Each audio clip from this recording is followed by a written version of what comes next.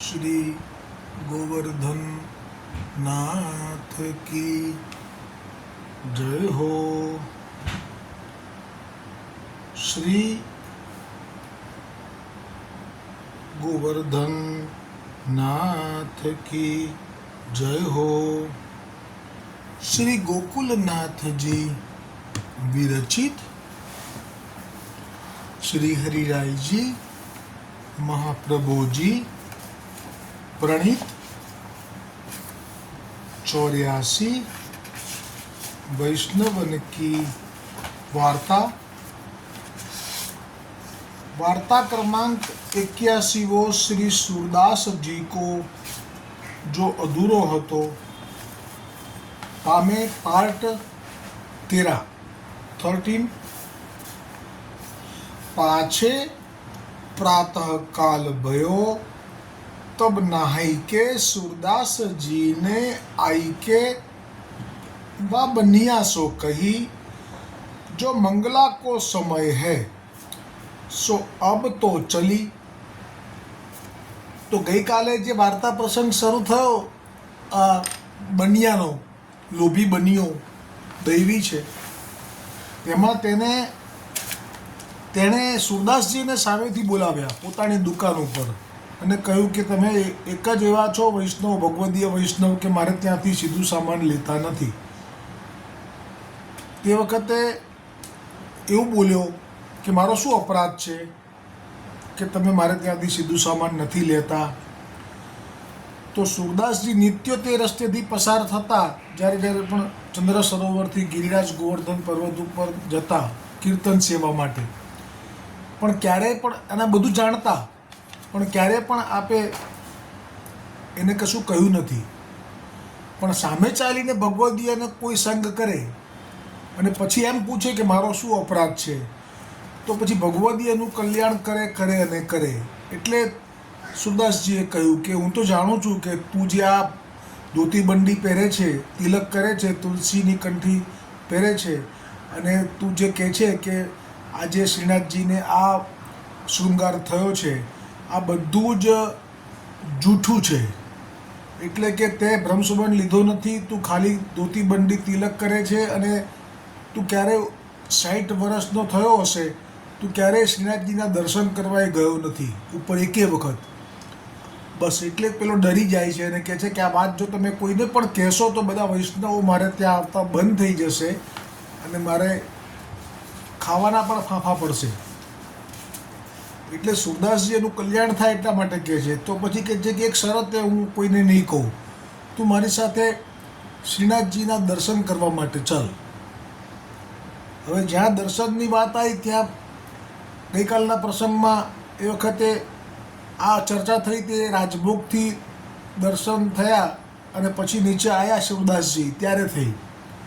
એટલે એણે એમ કહ્યું કે અત્યારે તો મને નહીં અવાય, પણ હું ઉત્થાપન વખતે આવીશ, એ વખતે આપ અહીંથી જાઓ ત્યારે મને સાથે લઈ જજો. ના, એવું કહ્યું કે મને કોઈ ખબર આપે દર્શનની તો મને દર્શનનો લાભ મળે.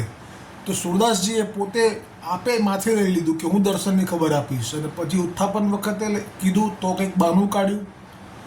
પછી સંધ્યા પછી ભોગ દર્શન વખતે કીધું તો પણ બહાનું કાઢ્યું કે બધી ગાયો આવશે તો બધું મુખ મારશે મારા ઘઉંમાં ચોખામાં. ગ્રોસરીની શોપ છે એની હાટડી. અને પછી છેલ્લે શયન ભોગ વખતે પણ કહ્યું તો કે દીવાબત્તીનો ટાઈમ છે, અત્યારે દીવાબત્તી ન કરું તો લક્ષ્મી પાછી જતી રહે.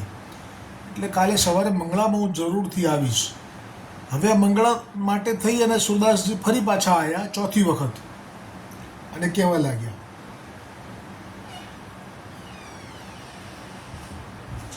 जो मंगला को समय है अब तो तू चल.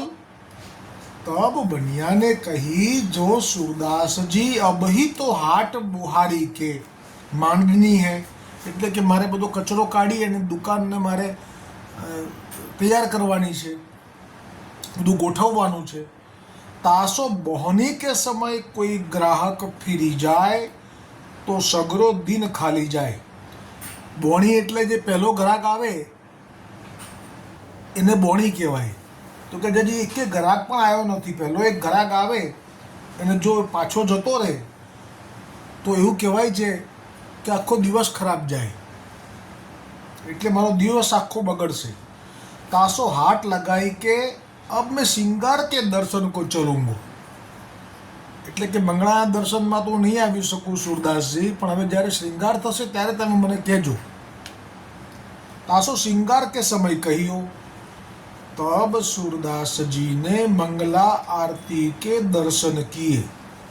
पाछे सूरदास जी श्रृंगार के समय फेरी आए. ભગવદીઓનો સ્વભાવ કેટલો બધો કોમળ હોય છે કે સામેનો જીવ આસુરી જેવા સંગને લીધે આસુરી થઈ ગયો છે, પણ દૈવી છે એને ઉદ્ધાર કરવો છે, એટલે વલ્લભના કૃપા બળથી આપને જરાય થાક લાગતો નથી કે આ કેમ મને આવી રીતે ધક્કા માર્યા અને પાછા કાઢે છે, કે માન અપમાનનો પણ અનુભવ થતો નથી. તબ सूरदासजीને मंगला आरती के दर्शन किए. पाछे सूरदासजी श्रृंगार के समय फेरी आए. तब वह बनिया ने कही, जो अब ही में आछी काहू की बोहनी कीनी नाही और गाय डोलत है. तासो अब राजभोग के दर्शन अवश्य करूंगो. એટલે કે હજી બોણી પણ થઈ નથી મને, હું રાહ જોઈને બેઠો છું સવારનો, અને ગાયો અહીંયા જો આ બધી ચાલી રહી છે, આગળ પાછળ થઈ રહી છે. હવે જો અત્યારે હું આપની સાથે ગોવર્ધન પર્વત ઉપર જઉં તો બોણી માટે ઘરાક આવે એ પાછો જાય, અને આ ગાયો જો મુખ મારી દે મારા ઘઉંમાં તો સો દેખો તુમ, એટલે કે હવે રાજભોગના દર્શન તો હું જરૂરથી કરીશ, એમ सूरदासजीને કહે છે. પછી પાછા વિવેક પણ વાપરે છે ખાલી શબ્દોથી, ચાતુર્ય. सो देखो तुम काल ही ते मेरे लिए बहुत फिरत हो, जो तुम बड़े भगवदीय हो. सो सूरदास जी ने फेरी श्रीनाथ जी के दर्शन को पर्वत पर आए. तब श्रीनाथ जी के श्रृंगार के दर्शन किए, कीर्तन किए. ता पाछे राजभोग आरती को समय भयो. तब सूरदास जी ने वा बनिया सो कहो, जो अब चलोगे, पूछ्યું હો, કારણ કે અત્યાર સુધી ના જ ના આવી ને એટલે હવે પૂછે છે, આપ ચલોગે. तब बनिया ने कहो, जो या समय कैसे चले, जो अब वैष्णव राजभोग के दर्शन करी के नीचे आवेंगे, सो सब या समय सीधा सामग्री लेते हैं. जो मैं बूढ़ो 60 વર્ષ થયા છે, जो मैं बूढ़ो कब आऊँ पर्वत सो उतरी के, कैसे बेगी आयो जाए, और याही बखत बिक्री को समय है. એટલે કે આ બરાબર ઘરાગીનો સમય છે, આ સમયે તો નહીં આવું. જો યાહી સમય કછું મિલે સો મિલે, એટલે કે આખા દિવસમાં જે અમારે વકરોનો ધંધો થાય, નફો, એ બધું આટલા સમયમાં વધારે થાય. તાસો ઉત્થાપન કે સમય દર્શન કરુંગો, એટલે જે આગલે દિવસે નક્કી કરેલું ઉત્થાપનમાં દર્શન કરવા જવા માટેનું વચન આપેલું, ત્યારથી ના પાડવાની ચાલુ કરી હતી. તો છેક ઉત્થાપન, પછી ભોગ, સંધ્યા, શયન, આ દર્શનોમાં તો ના આવ્યો, મંગળામાંય ના આવ્યો, શૃંગારમાંય ના આવ્યો, રાજભોગમાંય ના આવ્યો. હવે પાછો ઉત્થાપનમાં આવીશ એમ કહેવા લાગ્યો. તો પણ सूरदासજી જરાય થાકતા નથી કે ક્રોધ કરતા નથી. કેવું એમનું સ્થિત પ્રજ્ઞતા સિદ્ધ થઈ, જે ગીતાજીમાં કહી છે સ્થિત પ્રજ્ઞતા. જે યોગીઓ જંગલમાં જઈને પણ તપ કરીને આવે તો એમનો ક્રોધ કાબૂમાં રહી શકતો નથી. યા પ્રકાર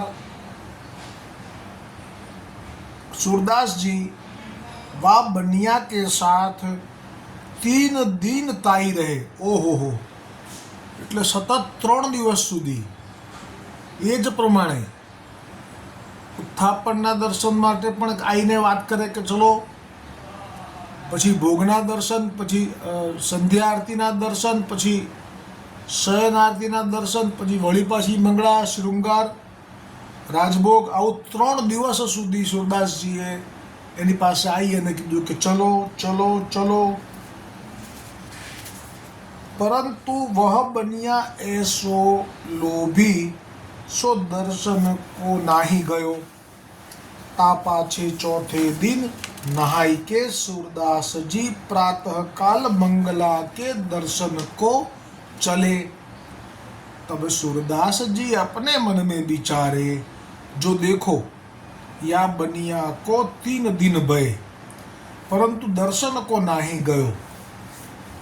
तासो आज जो यह न चले तो या को भय दिखावनो और दर्शन करावनो।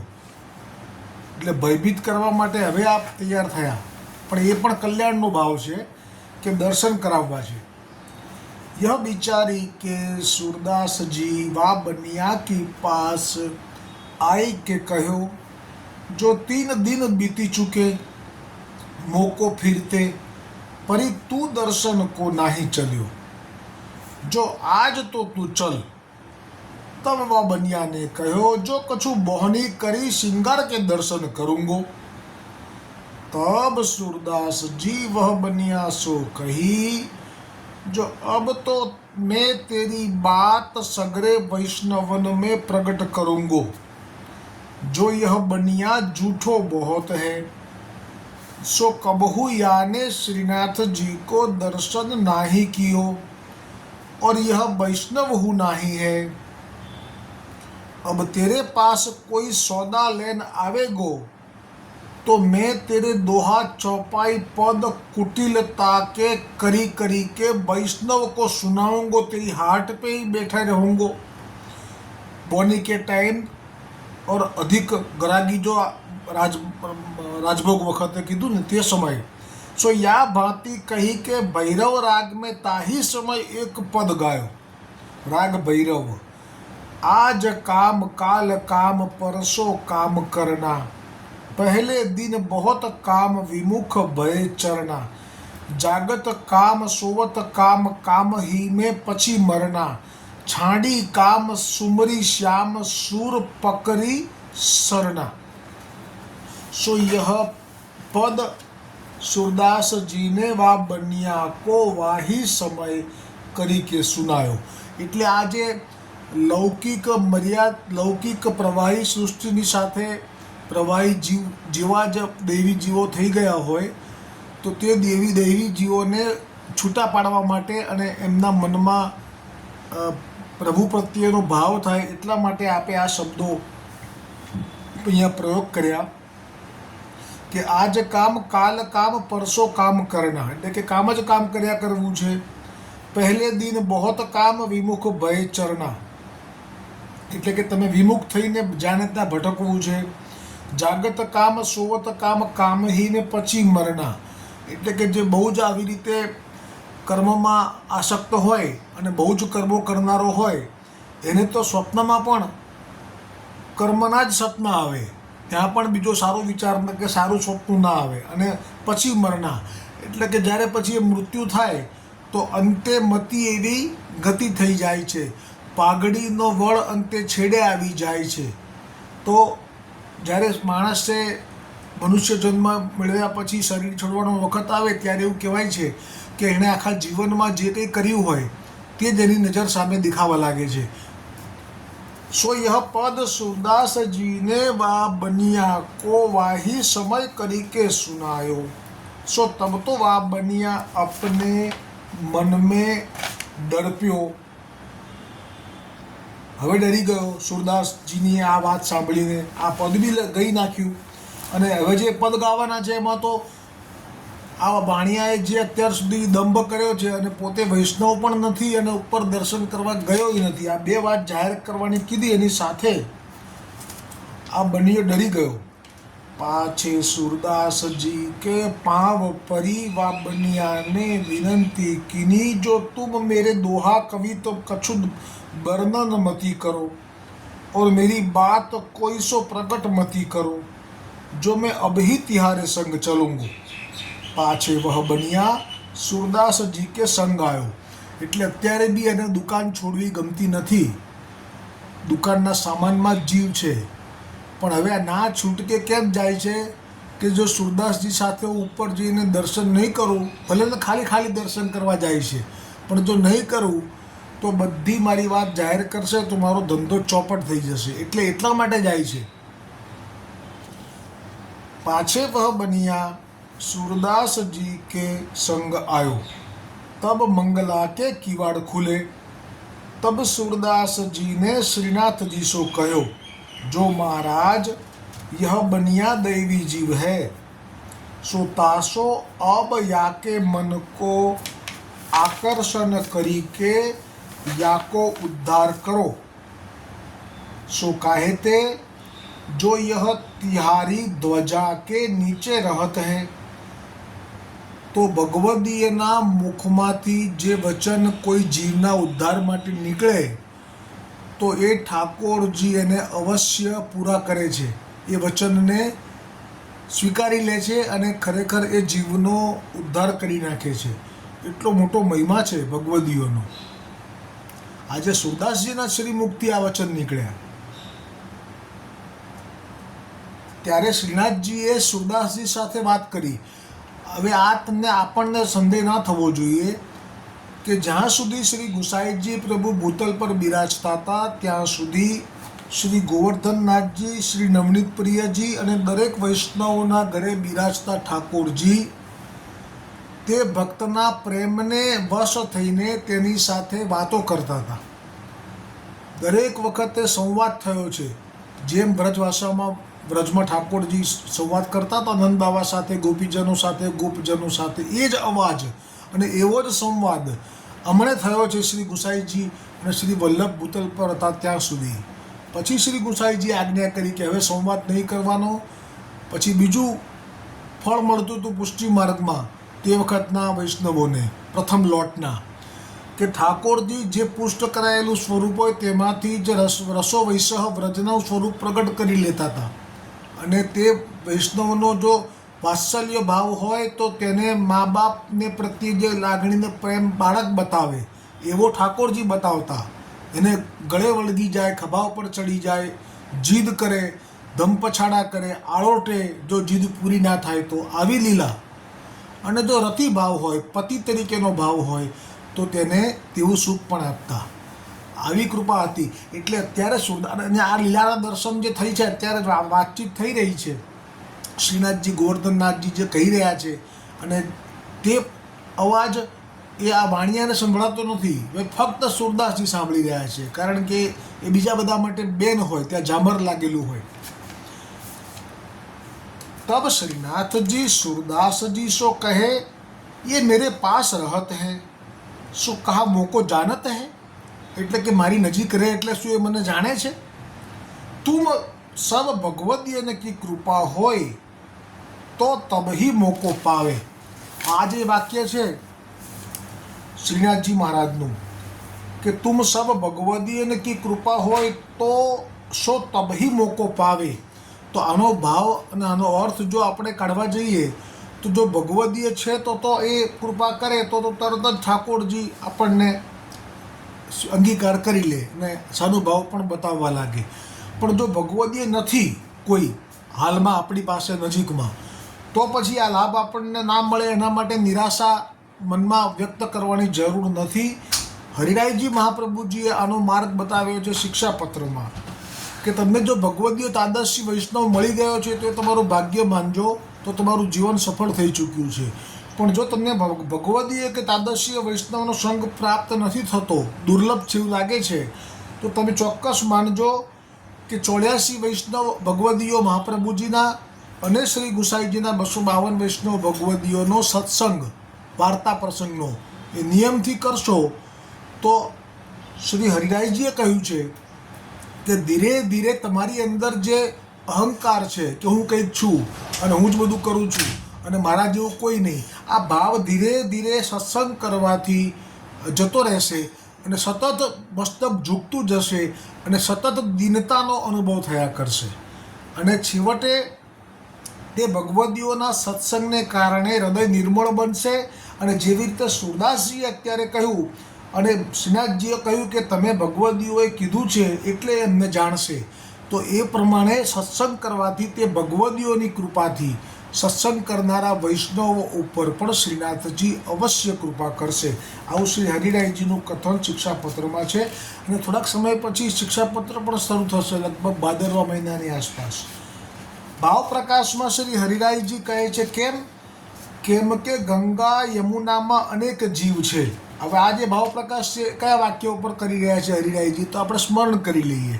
આ એ વાક્ય ઉપર કરી રહ્યા છે હરિરાયજી ભાવ પ્રકાશ, કે શ્રીનાથજી એમ કહે છે કે મારી નજીક કોઈ રહેતું હોય મંદિરની આજુબાજુમાં, નીચે, ઉપર, આગળ, પાછળ, તો શું કે એ મને જાણી લીધું કહેવાય? નજીક રહેવાથી કે મને કોઈ જાણી શકતું નથી. એનો ભાવ પ્રકાશમાં ઉદાહરણ આપ્યું છે હરિરાયજીએ કે ગંગા યમુનામાં અનેક જીવ છે. શું તે બધા કૃતાર્થ છે? એટલે કે શું તે બધા ભવપાર થઈ ગયેલા કહેવાય? જો માખી મચ્છર चैटी आदि श्री प्रभु के बहुत जीव है, सो कहाँ कृतार्थ है? जो भगवदियन को संग होय तब ही कृतार्थ होय, सो तब ही प्रभु को पावे. भगवदियन के संग सो दास भाव होय तब ही कृपा होय. એટલે ભગવદીયનો સંગ થયો, પણ એ સંગ ફળ્યો કે ના ફળ્યો એ જાણવું હોય તો એનું એક પ્રમાણ પણ કહી દીધું હરિરાયજીએ કે એનામાં દાસ ભાવ પ્રગટે. ભગવદીયનો સંગ એટલે કે જેમ કે સુરદાસજીએ આટલા 4 દિવસ સુધી એને સમજાયો, 3 દિવસ સુધી, એ સંગ ના ગણાય. પણ એને ભય પમાડ્યો અને એને ભયભીત કર્યો એટલે દાસ થયો અને ચાલવા લાગ્યો સુરદાસજી સાથે. એટલે આ સાધારણ દાસત્વ કહેવાય. પણ હવે જ્યારે એની આજ્ઞામાં રહી અને ઠાકોરજીની સન્મુખ થયો એટલે હવે ઠાકોરજી જે કૃપા કરશે પછી જે અનુભવ થશે એમાં સંપૂર્ણ દાસ ભાવ એ પ્રગટ થઈ જશે. પાછે શ્રીનાથજીને વા બનિયા કો એસો દર્શન દિયો, સો વાકો મન હરિલીનો. હવે આગળનો પ્રસંગ આવતીકાલે આવશે. શ્રી વલ્લભાધીશ કી જય હો, શ્રી ગોવર્ધનનાથ કી જય.